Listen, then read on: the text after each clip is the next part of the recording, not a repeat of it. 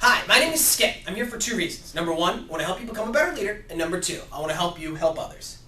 In group dynamics, the storming stage, where everyone's kind of arguing, it's a little divisive, it moves into the norming stage. And in the norming stage, people have figured out their role in the group. They figure out what tasks they can do exceptionally well, and they figured out what process in task completion, in the mission completion of the group, what role they're going to be providing.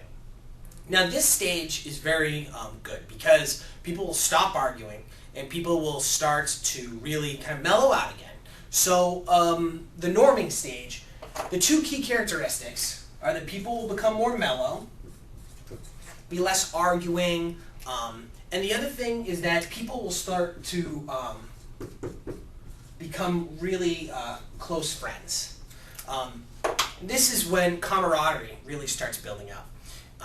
Now, it's important as the leader that during this stage, you're really looking for the people who are taking the initiative and taking that extra step. And if there's a way to praise those people publicly, I would do so. Give everyone encouragement for positive acts and for good work done.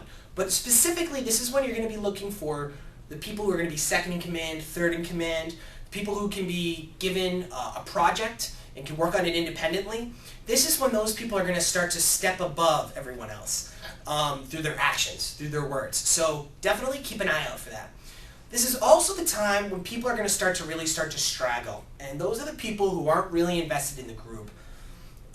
Depending on your setting, you might be able to fire those people. And that might be an option you want to consider. I would not just fire them. I would try and coach them and see if they can improve, see if maybe something's bothering them that particular day or week, and that's why they're not performing highly. But I definitely keep that as an option, privately to yourself. But during this period, everyone's going to kind of be mellowing out and kind of fitting into their groove, getting into a routine. So in the steward model, as you know, you're in the center of a wheel reaching out. Well, at this point, you've made a lot of connections. You've really you're strengthening those connections. Right now, you want to find those people that you still have maybe poor communication with, poor access to, poor connection, and strengthen it. Make it stronger. Spend some more time with those people. And definitely make sure, as I said, you're going to be picking out those people, those stronger leaders, those people who can be assigned projects and tasks on their own. Well, you don't want to ignore those people, but you also don't want to play favorites and focus your entire attention on them just because they're doing very well. You want to make sure you spread your time out evenly. What's important during this stage is that you don't want your group to get into a rut. You don't want them to stay in norming. You want to quickly move from norming to performing, which is the next stage where people are getting a lot done.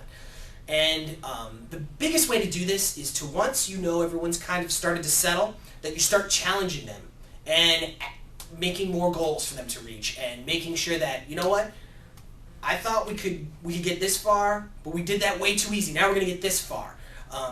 Or maybe, you know, we did 5 units today very easily, and I thought that would be hard for us to reach. Let's go for 7 or 10.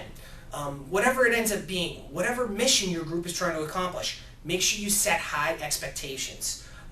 And again, acknowledge everyone's positive acts and good performance. And this is the time when, as a leader, you can really look to strengthen all your connections.